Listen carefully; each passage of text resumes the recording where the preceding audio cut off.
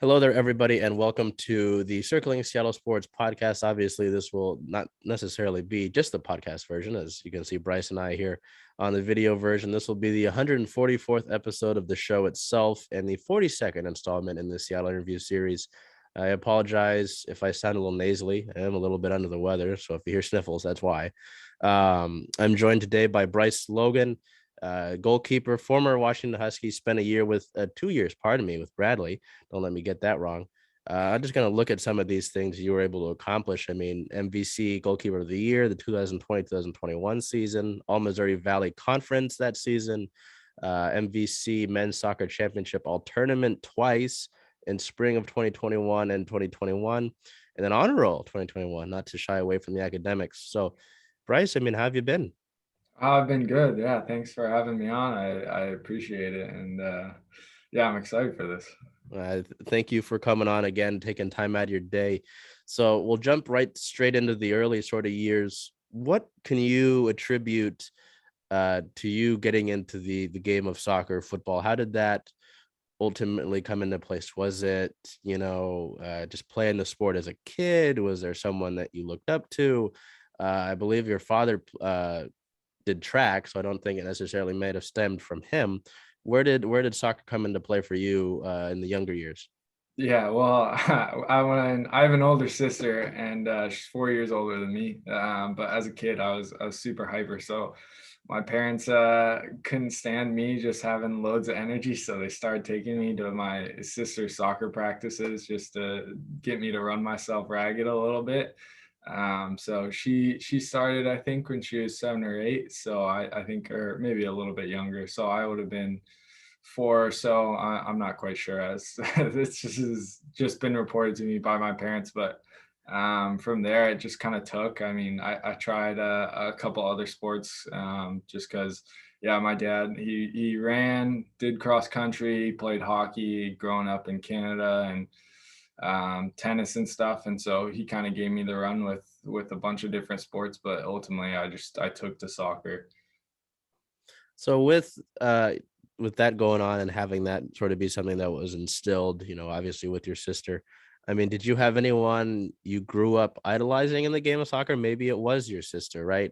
It's funny asking this question because there was the Kraken do something where they take 2 minutes with their players and they ask one of the questions to one of the defensemen was, "Do you have a favorite player growing up?" And he said no. And I just think that's a little bit bizarre that, growing up in any sport, you don't necessarily have a favorite player. So I'm interested to see, again, it could be your sister, it could be something else in the game of soccer. Who might have been that person?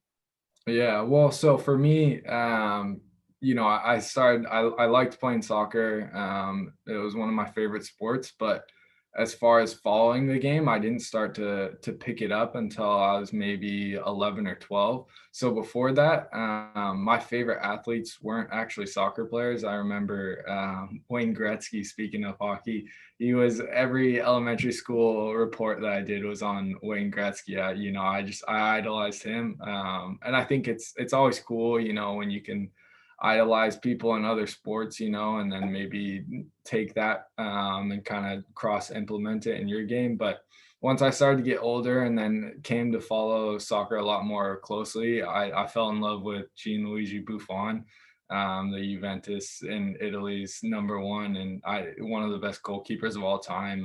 And he's being Italian, he's a romantic of the game and stuff. And so like, his longevity and stuff, and the way he talks about soccer and talks about, coming and maturing into like where he was being 40 and he's still playing. I think he's 44. He's playing in the second division, but just his wisdom, I tried to take a lot of that from him. So as I got older, it definitely became Buffon was my idol. Wayne Gretzky and then Buffon, I guess. Certainly, an interesting couple there, but it definitely makes sense. I mean, it is just funny to think about, different athletes growing up. Obviously, some throw a mix of different sports in there, right? And to hear that's kind of funny. But just when I heard that the other day, oh, I didn't have a favorite player growing up, I was like, that doesn't seem right. Yeah. So I mean, you kind of touched on it a little bit, but was there ever an idea of continuing to play another sport as you got older, or was it just kind of the sights were always set in one particular direction? Definitely. I mean, when I was really young, I really liked football, but bless my mom's heart, she didn't let me play football because she didn't want me to get hurt. And then, or at least she didn't when I was young. And then as I got older, I kind of realized that that probably wouldn't have been a great sport for me. So soccer was always like constant in there. I did hockey for a little bit, but like hockey is just that's a whole nother world, the getting up at games at 7 a.m. across the border and everything. It was a bit too much. And I did basketball a bit. Basketball ended up being the other sport that I was playing. But I really started to fall in love with soccer around 9, 10. I'd always been playing it, but I really started to fall in love probably 8, 9, 10, and then was playing basketball and doing a couple other sports. But it came down to basketball and soccer, but basketball was just for fun. Soccer was everything to me. And I had a high school basketball coach who told me, like if you want to go farther on varsity or whatever, you're going to have to stop playing club soccer. And I told him that was it then. And soccer was my sole focus about my sophomore year or so. That's a perfect segue, actually. How do you reflect on your time with Crossfire, and how would you say that it shaped, you to become the goalkeeper that you would eventually work towards being? Yeah, that was Crossfire was quite the experience. I tried out for Sounders and didn't make it. I had my high school goalkeeper or my high school coach. He told me if you want to play Division 1 soccer, you got to be down on an academy.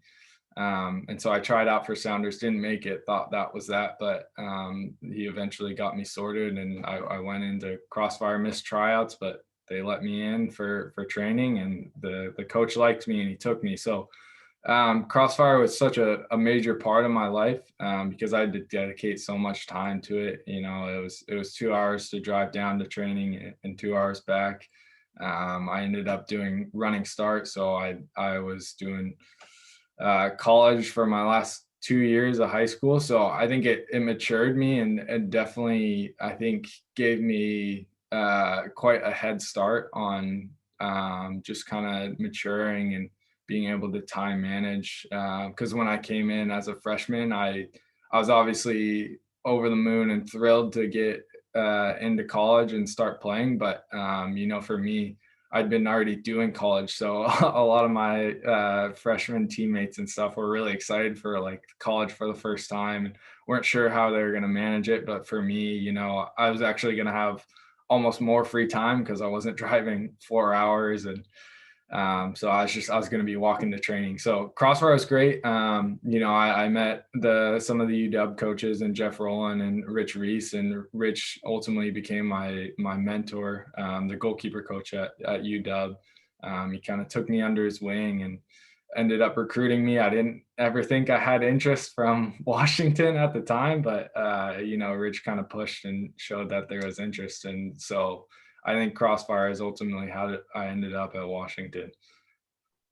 And before we take that next step to look at Washington, what memories did you take from working with Courts for Kids back in 2017? Can you talk a little bit about that and how that went? Yeah, that was an incredible experience. I went with really good friend and roommate Jasper Malamud. We went down together with a lot of other Washington athletes, and it was really cool to go with the other athletes and get to know them because we were still kind of young, so we didn't have a whole lot of friends, I guess, across like the other sports that were older than us. So it was really cool to just get to know them. And then, man, what an experience. We went to a rural indigenous like little town in Costa Rica, high up in the mountains, and man, it was incredible. The people, my Spanish is pretty bare minimum, but the people were just so welcoming to us. They wanted to speak to us as much as possible. They're just like so gracious and so kind. So it was incredible being in with them. Just one of those once in a lifetime experiences, and we got to build something for them, and that was going to serve the community. And it was great because they had one soccer field, but it rains a lot there and stuff. And so we went out and played the one day, but it was just like, it was a mud pit. So to be able to build them a court that they can play like futsal and stuff throughout the year it was incredible, you know, and they were just so thankful and they just wanted to be a part of it and helping as much as we could. So there was like an 80-year-old man who was moving wheelbarrows full of like cement and stuff. He shut us up because we couldn't complain about the hard work, but yeah, quite an experience and super thankful for that. It's always, really cool. Obviously, we were going to talk about Washington and Bradley and just, the overall soccer journey for you. But just to look at that, I guess in the aspect of growing the game, it's always funny, here in the States, soccer doesn't always get the spotlight, you know what I mean, about the other sports, Mhm. but just funny to think about just the outreach in general that it's got. I mean, it is incredible to think about, like you were saying, to get those guys to have that court year round. It's definitely really cool, and especially being in Washington, know a little bit about what that rain is like with some of those fields. Yeah. Um, so with that being said, we take our steps over to Washington. How would you describe your first 2 years? I know you talked a little bit about having the running start um, and getting that aspect of it, kind of knowing what's a little bit what's going on with college. But, you redshirted in 2016 and was only able to appear in 2 games in 2017. How do you reflect on those first 2 years, I guess, and what you were able to see on your side of things? Yeah, it was definitely a learning experience for me. I knew coming in that I was going to be redshirting. That was kind of more or less the process of kind of how it went for goalkeepers. Obviously, like there are exceptions with Spencer Ritchie being one and Sam Fowler being another, where they come in and make an impact right away. But for the most part, before me, a lot of the goalkeepers that came in had redshirted. So I knew coming in that it was just going to be a year for me to get up to speed. You know, I was a skinny, scrawny kid. I needed to put on a little bit of muscle weight. So I knew coming in that that was going to be my position. And you know, I knew there was Auden Schilder, who was a Bellingham kid. So I looked up to him and, you know, had a little bit of a closer connection with him and Seth Caruana. You know, they kind of took me under the wing to just kind of give me advice and guidance. But the first year it was good to just get up to speed. You know, I had a lot of things I needed to work on and learn. The second year round, you know, I started to get being 19. You know, I think that it needs to happen right now. So I got a little bit impatient or a little bit frustrated, just not being able to play more. But was I ready? Maybe not. Of course, I thought I was. But you know, it was just kind of a bit of a learning time for me. You know, I had to learn about myself, and there was still more to come with that. But yeah, it was a good experience. You know, it taught me a lot about myself and on and off the field. So I think, you know, as much as I wanted to be playing, I think it was just as important that, you know, I wasn't, and I could take a lot, just as much, if not more, from not playing as much as I would have liked. So you talk about those years, and then I mean, we look at the next 2 years. I mean, these are, at least in my eyes, and I'm not an expert in anything, but I mean, it looks like these are some solid numbers, right? We look at these next 2 years. 2018, you get 4 shutouts in the appearances that you have, a 1.06 GAA. 2019 go 6-2-0 with the 0.074 GAA and 4 shutouts. I mean, you talked about how you might have not been ready, but you know, in the moment, it was like, hey, I feel like I'm ready. I want to go out there and do this. Did you put your head down and just went to work at it? Was there a different approach mentally? How did you tackle those next 2 years? Yeah, I think the following 2 years, I mean, goalkeeping is just, it's such a mental, I mean, sports in general is such a mental thing, but I think in goalkeeping, it's probably 70% of the game, just because, you know, you can't get in your head. And this was definitely something that I was super unprepared for. And so I started to learn more about it myself. It's just like the mentality that I needed to have. I always worked hard. Um, but you know, sometimes you can work, it doesn't matter how hard you work, you know, sometimes other things have to line up, and sometimes it's my mentality, you know, of not getting upset when I made a mistake. I think before I used to be, I'd let my mistakes kind of eat me alive, and then that affects the next shot that comes in. And so as a goalkeeper, you have to be super level headed. and I don't think I had that when I started. But then I started to realize that, it's not going to be beneficial if I get frustrated. There's like some goalkeepers I look up to, their best advice is like nobody's trying to make a mistake. If it happens, it happens. Just kind of move past it. So I think, as I started to realize more of the game had less to do with, my ability of being able to save a shot. And it was kind of more how mentally stable I could just keep myself during the game, that played a big role in it. So I think that was huge going into the last 2 years. But yeah, I still wrestled. I wanted to play a bit more than I did. And those numbers look good, but I think at Washington they always build a super solid defense, which is great for goalkeepers because they get to a bunch of the accolades for the defense's hard work. I think that's always been a staple of Washington. So I think, yeah, I mean, it was great being able to step in and do well, but it definitely helps when you have great guys in front of you, I think. So yeah, that was it was definitely a learning period still, I think. Just because, yeah, I wanted to be playing a lot more than I was, but the nature of how things go, especially as a goalkeeper. No, it definitely makes sense. I mean, you talk about the mental aspect of it. I'm going to use the hockey connection again. With Chris Drieger in the Kraken, I mean, he's talked about his routine and changing up his routine, the mental aspect of it. He was asked about it the other night. He was asked a question. He said, "I've let a few goals in my lifetime, so I've been able to work past it." It is interesting to think about that. The life of a goalkeeper. Um, in either sport, obviously, if you make a mistake or something happens, the world knows about it. But if you don't and you do your job, no one hears about it. So it is a lot to think about, and obviously that is huge, obviously, the mental aspect of it. So I do like that you touched on that. And you talk about the defensive side of things. I mean, there's a few of those guys that we'll mention here in a little bit, but I do like that you mentioned that as well. Because I mean, at the end of the day, in either, obviously, if something goes wrong or something goes good, it is a team game. So I do like that you touched on that. How do you reflect on Coach Clark and your time under him, what you might have been able to gather from him or just your interactions with him, when you were at Washington? Yeah, he's an interesting guy. I think I say that in the best way, but I think he's funny. He's a bit quirky.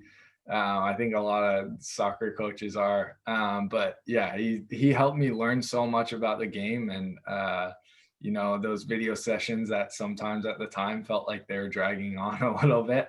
I actually learned about the small details about like what could really make a player great.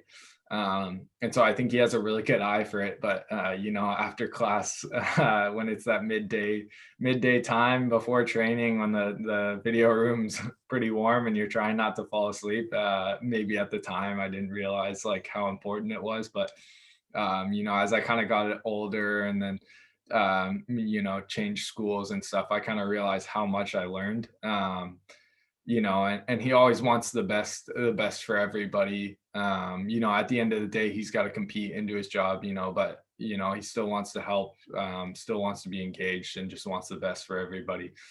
So yeah, I learned a lot about the game from him. And, I think that made me a better player, and it helped me try and make other people better. And it definitely just kind of like changed the game the way I played a bit.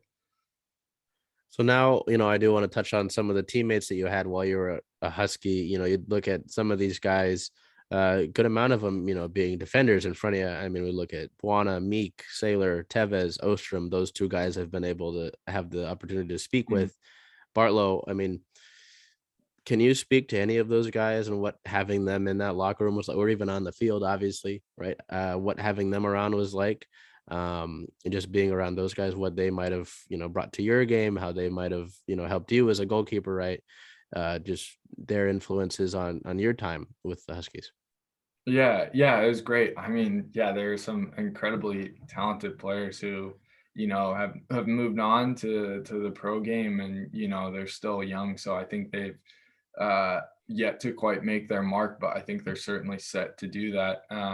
But yeah, it creates such a great atmosphere when you have guys as talented as them, and low ego too. So they're willing to work and they're willing to listen, which I think is huge, as especially as a goalkeeper. You can shout and direct as much as you want, and that's what coaches want. But if players aren't willing to listen, it doesn't matter. It just seems like you're white noise at that point. So all those guys, super hardworking, super talented, but they were low ego and willing to listen. And so it gave me a lot of confidence, just playing with them, knowing their ability and stuff, and having them in the locker room being not super high ego, I guess. They're approachable and fun to be around. I think that just helps everybody. It helps the team, and helps guys just be closer. And then everybody wants to work more for the guy next to him if he's one of the most talented people on the pitch, but is also hardworking and is doesn't have a huge ego that's getting in the way of anything. So we switch over to Bradley here now. I might be able to garner a little bit of it, but I want to, I want your aspect. I don't want to go in and assume anything. What ultimately, finalized that decision to make the transfer, and what made Bradley the place to be? What made it stick out? Say, hey, this is a place that I want to go to and spend my availability at. Yeah, so I mean, definitely have the pandemic a little bit to attribute to that. I've always wanted to play professionally and was thinking about trying to explore it when I was finishing up at the end of the 2019 season. So 2020 rolled around, and I was kind of looking to see what's out there, but the coaches said, "Hey, maybe you should just in case, just go look for a fifth year, maybe work on your master's." So I went on a couple of visits, talked to a couple schools. It ultimately came down to University of Memphis and Bradley. And the Bradley head coach, was just a goalkeeper, and he was really invested in me, wanted, like, just believed in me, wanted to get me in. And um, being a fifth year, even if I thought I was better than somebody else or equal, I couldn't really risk going into preseason if somebody had been there around and trying to beat them out, just because that's about like a 2-week window. And if they'd been there for 3 years, it's just kind of hard to beat that. They have a lot of familiarity. So I kind of had to go into a situation that I knew was going to be a bit better for me playing wise. Nothing's guaranteed ever, but some places are, you can, there's just a little bit better opportunity that you can read. So that was the situation at Bradley, and the coach was really invested in me. And then the pandemic kind of shut everything down, and clubs stopped bringing people in on trial. So for me, I needed to stay in the game. I needed to keep playing, and then there was a bit more certainty with college soccer rather than in the pro game, just because people's contracts were kind of getting cut, and people weren't coming in on trials. People had to be separated. So I just, at that point, I knew I needed to go to college or do my master's, and Bradley was the best place for it. So that's kind of how I ended up at Bradley. And yeah, Illinois, I never thought I'd be in the Midwest, but there I was.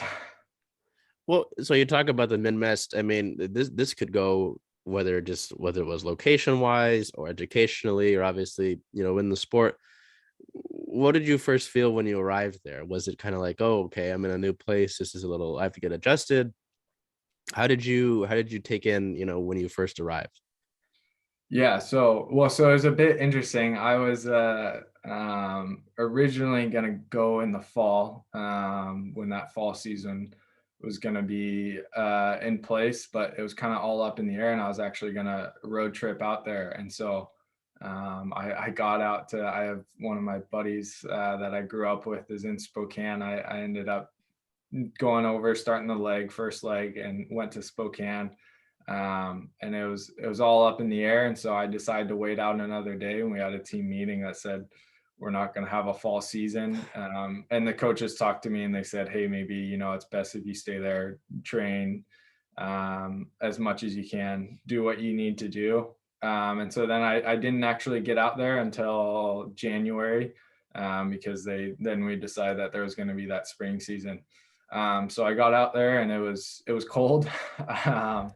That was the coldest I've ever experienced. So, it was like -20 with Oh the God. wind chill. So yeah, that was pretty miserable for me. So that being the case, I didn't really get to experience it because I ended up flying out there because I wasn't driving across the country in the middle of winter.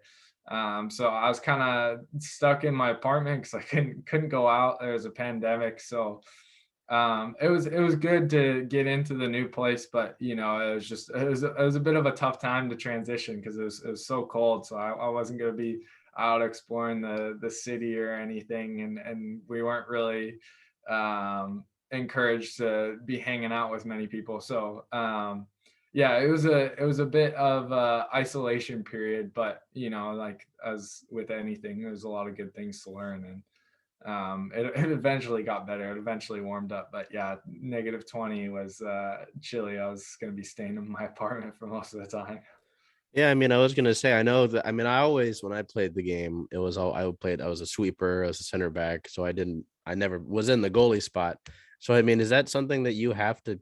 I mean, if playing in the cold, this is just my own personal curiosity here. If you play in something like that, you have to do something different with your gloves. You're putting hand warmers in there. I mean, do you approach that differently, or is it just I have to kind of deal with this because this is my job and this is what's been given to me circumstance wise? Yeah, I mean, I had a little bit of prep being here because sometimes, in the winter when it's super rainy and wet, Yeah. I don't want to go through warm-ups and get soaking wet and then go stand. So for my preparation, I always would warm up in something completely different, and then right Mm, before the game, I would change everything. So like if I needed to, I'd change my gloves too, so they wouldn't be super wet because once your hands gets cold, it's game over. But so I'd always bring like a whole separate, sometimes two changes of clothes, because if at halftime I was like wet again or sweaty, I would change if I needed to. I've never had to do it, but a lot of times I know a lot of goalkeepers, they would wear those kind of like medical, kind of like latex gloves, and they would put those on underneath, and I guess those keep your hands super warm. I've never had to do it. oh, I guess that's the trick because your hands don't slide too much, but I think those somehow keep your hands super warm. So that's the secret, I guess. yeah. I mean, again, that was just my own personal curiosity because I hadn't played the goalkeeper position. But I was like, yeah, I mean, if it gets that cold, and obviously being around here, when we get it how it is, especially with the rain, I know that one of the UW women's games I went to was just pouring. I'm like, geez, if you're sitting in goal, I mean, you're doused, So yeah, that makes a lot of sense. Um, so I talked about it at the top of the episode, but I mean, you look back, and I look at this one in particular because I don't know if I was looking at it, it would seem like the pinnacle. But what did being named Missouri Valley Conference Goalkeeper of the Year mean to you? Was that something that was like, hey, I was able to outperform these guys, or this was just sort of like being recognized for the work that you had put in? 5 saves per game in 2021. Obviously, just being conference goalkeeper of the year, there's a bunch of different guys in the conference that you're competing against for that honor. So is that something that I worked for this kind of thing, or is it just this is recognition for all I've done? Yeah, it was cool. I mean, some people, kind of say that like rewards are like just another thing, but I think it's a team game. But I think that's um, a little bit of BS. I think it means something to everybody. So to say it didn't mean something to me, it would be lying. I think it was maybe a little bit of validation because I don't know if or I guess I should say, better to say, I kind of always wanted to be a bit more at Washington, but just the nature of who was there, the talented guys there, I didn't get as many games as I thought. So, I maybe was always kind of questioning myself a little bit. So to go into a new place and get that award and that recognition it was super nice, and it kind of validated me a little bit. Maybe that's not the best thing, but that was the truth of the situation, is just to go in and show that I could be one of the best goalkeepers in the conference. And I think that also says something a lot about the type of goalkeepers that Rich Reese has. Is he's got a lot of guys who are super talented, and Sam Fowler's next up, and he's going to be destined for great things. And Jacob Castro, who was toe to toe with Sammy, went down to San Diego State, and he absolutely killed it this year. So it was kind of nice to just get that recognition, a little feather in my cap. But it didn't change a whole lot, but it was nice to get that recognition. Yeah, I mean, I don't think that's a crime to, enjoy a little bit of recognition. There's a lot of work that goes into this, let alone at the club level. I mean, obviously the pro level is the pinnacle of it, but even at the college level, I mean, you're doing all of that and you're getting a damn education, So I don't think I think a little recognition is okay. I think that's fine. Um, so to put a bow on it, the Bradley experience, what do you take from your time at Bradley? Played 2,698 minutes there, made 121 saves in your 2 seasons. How do you look at that and just how it was able to play out? Yeah, it was good for me. It was cool because I got to be a mentor. I came in as one of the old guys, as the young guys like to remind me, that they weren't even driving when I was a freshman in college. But so I got to mentor and be a bit of a leader since it was such a young squad. But being kind of like the established starter, I went through like the highs of the first season. I think I personally had some lows in performance wise the second season. And I kind of had to sort that out myself, as it had been a long time since I'd been able to string together such a long run of games. And so there was a lot of figuring out of sorting out the highs and then the lows performance wise.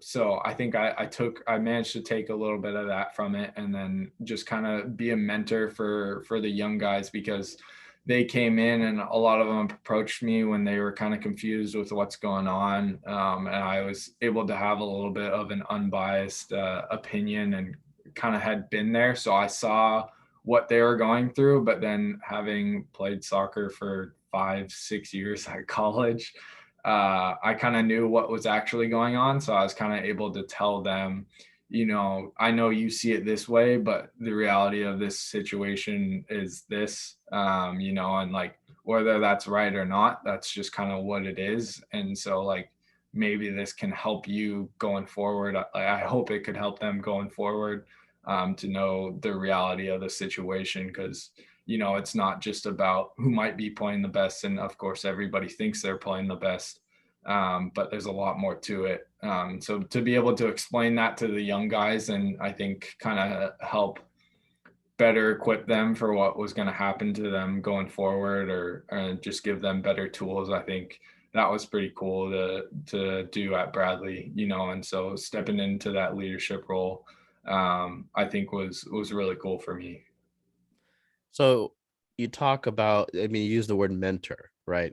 I want to switch now to sort of away from the college game. What got you into becoming a goalkeeper coach with Seattle United? Was it wanting to mentor more? Was it wanting to kind of pass the game along? Or how did that ultimately come into play for you?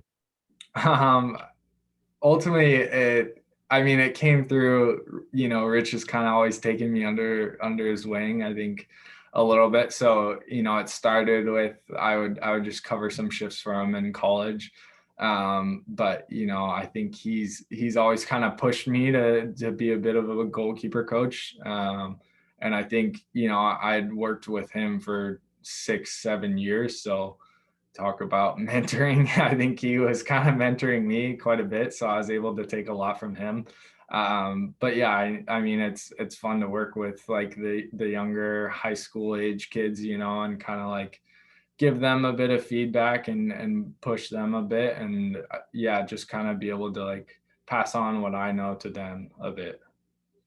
So, with that being said, I mean, what's next for Bryce? Is it, continuing to coach? Are you looking at is anything in the works right now? I mean, that you're able to talk about, obviously. I know sometimes you got to keep this stuff on the wraps. I mean, are you just kind of taking it day by day? Is it a day by day approach?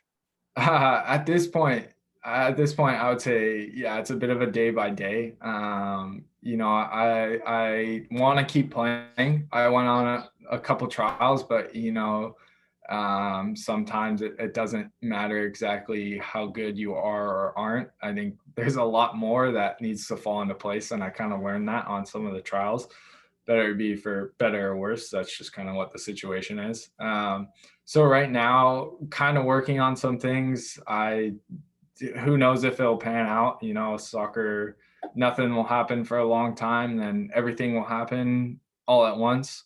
So I went through that a couple months ago, and then kind of things dried up, and I thought, maybe it was going to be time that I might need to move on. But then again, it's when it rains, it pours. And so there's a lot kind of going on for me right now.